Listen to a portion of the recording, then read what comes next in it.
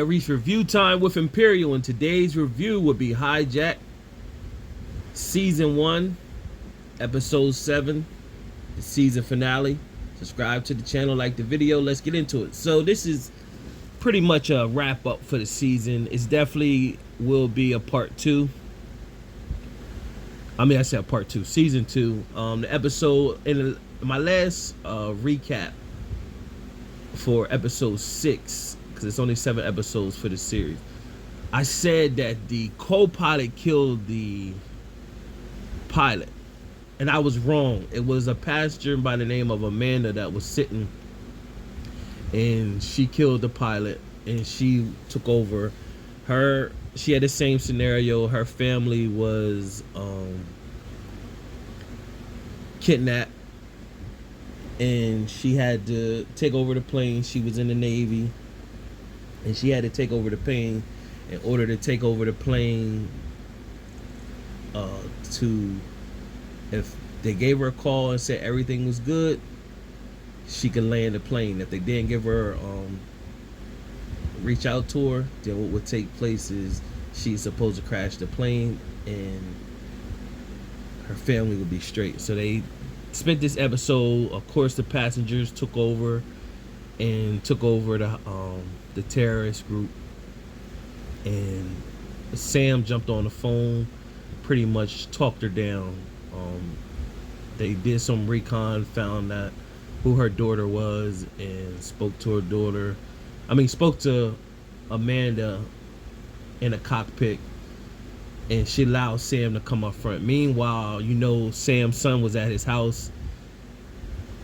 Of course, he called the cops. The cops showed up, pretty much said, the cleaners pretty much asked them, did they want to come in? They said no. So Daniel, which is the detective, called his girl, which is Sam's son's mom, and called her and pretty much said, have she heard from the son, or did she receive any like weird phone calls or anything like that? And she pretty much stated she did. Someone asked her where did Sam live, and she confirmed. So that triggered him to go to Sam's house. So in the process going to Sam's house, he called the son. The son pretty much said, don't come over. I'm going to be riding my bike that I left out today earlier with. So the detective already knew that was his hint. That wasn't the truth. So of course, the way it showed up, it made it look like the detective showed up by himself and he was just on some, Rambo one-man show. But when they had a fire alarm for the building to come out, for everybody to exit the building. When the cleaner guys came out with Sam's son, the agency, the Interpol, they was all waiting there for him. So they got them. The men that were let out of prison, they were in a yard somewhere. As the stocks went down, their money increased. So one of the men was getting greedy or whatever. So the plan was just let the plane crash, everybody die, and the other guy was like, hey man, we got enough money. So he pretty much was saying, we're not leaving nowhere till we get more money. So the one guy said we had enough, so he went and talked to his other people, told them, yo, set the plane up, we gotta get out of here. He went and killed his partner that he got out of jail with. So one of the men killed him, and then that's all you seen that they were leaving in the plane. That's all you seen of him after that. From there, you had the plane finally got landed, and then everybody was exiting off the plane, and it was real dramatic. They pretty much told Amanda, they told her over the phone that she wouldn't be held accountable for what she did. But if you ain't got that in writing, that could be anything. So all the hostages was getting off the plane, and then the terrorist group that was involved, they all had them sitting. However, Stewart he was the last one. He didn't get off. And so Sam, of course, they had to make it dramatic. Sam had to get the gift he had for his ex-wife.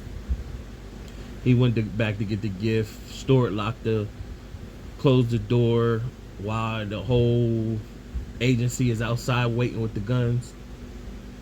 His mission, like, all right, Sam, if I'm going down, you going down with me, so I'm gonna kill you first.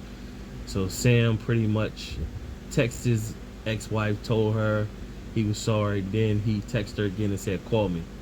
So when she called him back, he just put the phone in the barrel from Stuart, followed where the phone was, and then when he went in there, Sam just hit him, and then of course the agency came in there with their guns ablazing and had the guns poured at Stuart, pretty much said it's over.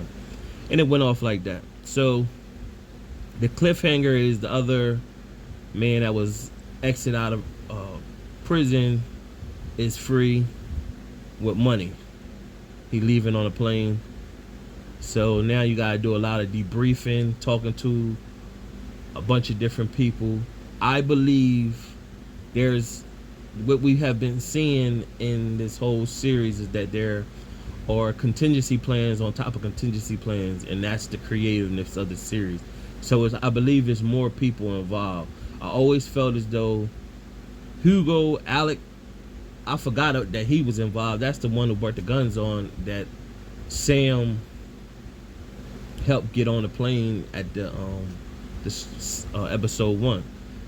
I think Hugo that sat next to Sam the whole time, I think he's involved. So because he left out the plane or whatever. So you never know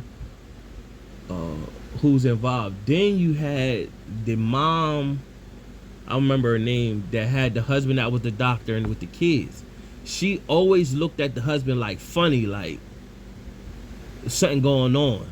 Maybe that was just to throw you off, but they could be involved. So it's a lot of different characters on the plane that could be involved for season 2 on what happens from there, especially when they do the debriefing. So going to be interesting when they come out with season 2.